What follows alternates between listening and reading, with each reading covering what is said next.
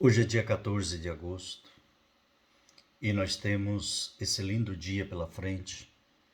E eu gostaria de conduzir essa reflexão com você sobre a nossa responsabilidade na manutenção da casa do Senhor. Lembrou hoje a memória de São Maximiliano Maria Kolbe, mártir. O Evangelho de Mateus, capítulo 17, versículos 22 a 27. O mestre de vocês não paga o imposto ao templo? Você vai encontrar em Mateus 17 e 24. Várias vezes eu participei da Santa Missa e no segundo domingo do mês, na minha cidade de Romelândia, lá em Três Barras, esse era o dia em que os fiéis daquela paróquia ofereciam o seu dízimo. Na hora do ofertório, o povo formava uma longa fila, um por um, traz o seu envelope e coloca no altar. E uma longa fila, um por um, o depositava num grande cesto. O fato de tocar o altar com envelope é facilmente compreensível. O que está dentro do envelope representa a participação daquele fiel na oferta da igreja que faz a Deus. De fato, durante a apresentação das oferendas, em cada missa, o presidente da celebração bendiz o Senhor pelo fruto da terra e do trabalho do homem, o sinal do pão e do vinho. Mas realmente o que me chamava mais atenção naquela grande fila de pessoas cantando, apresentando o seu dízimo, encarpado para aquilo, era a presença do pároco, do vigário, paroquial na fila também. Quando a gente olhava as irmãs, os padres, que estavam à frente da assembleia, lá iam também para a fila. Cada um representava ali o seu envelope com o seu dízimo.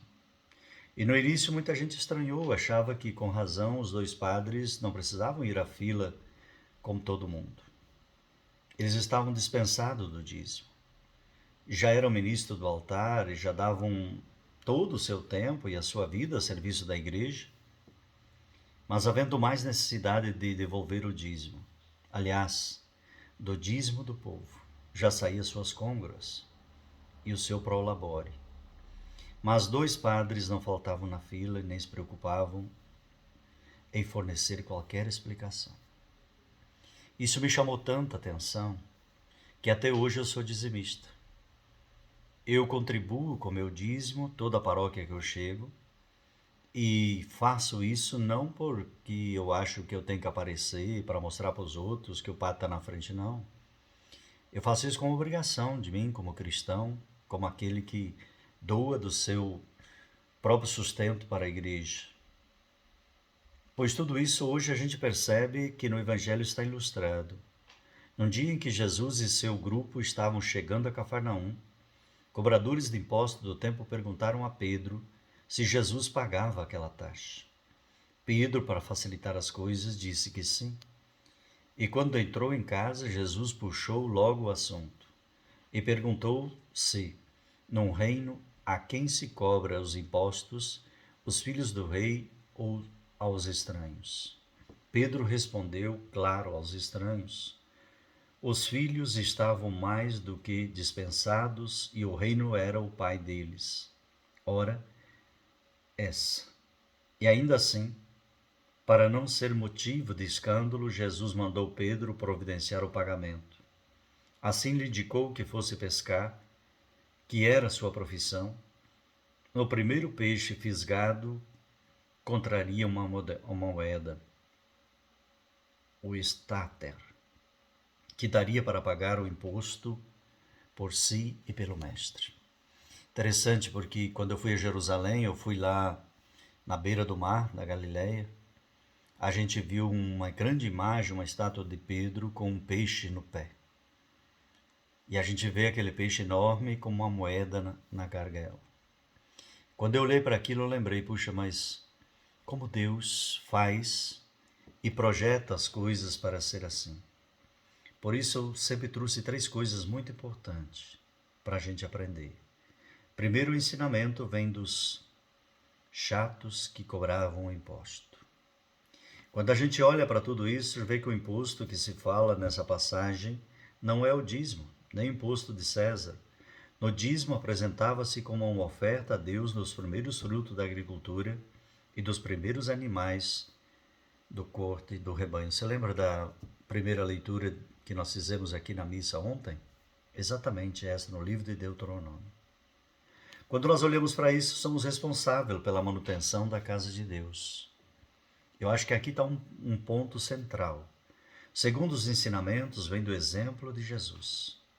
O terceiro ensinamento vem do peixe.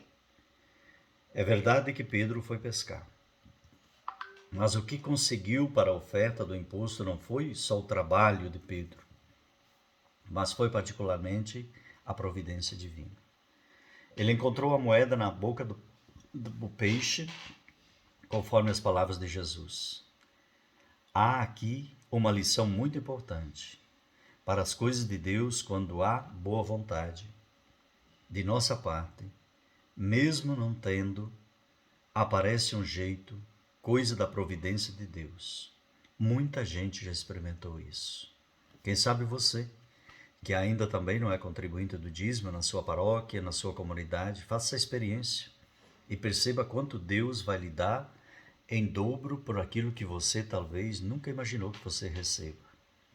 Por isso o Evangelho de hoje nos chama para essa responsabilidade de filhos da manutenção da casa de Deus. Somos responsáveis pela casa do Senhor. Jesus mesmo deu o exemplo. Mesmo sendo filho, estando dispensado, participou também da sua contribuição para o templo. O dinheiro que Pedro achou na boca do peixe nos mostra que o próprio Senhor, na sua providência divina, nos ajuda a encontrar modos de participar da manutenção da casa e de sua obra. Oxalá que todos tivessem consciência, porque dízimo é uma consciência. E tomar consciência disso significa comprometer. É hora de você rever a sua participação de filhos na casa de Deus. Hoje tome uma boa decisão nesse assunto. Vou orar por você e que Deus abençoe na sua segunda e continue rezando, continue buscando a Deus e peça hoje e reze também pelo mártir São Maximiliano Maria Kolbe.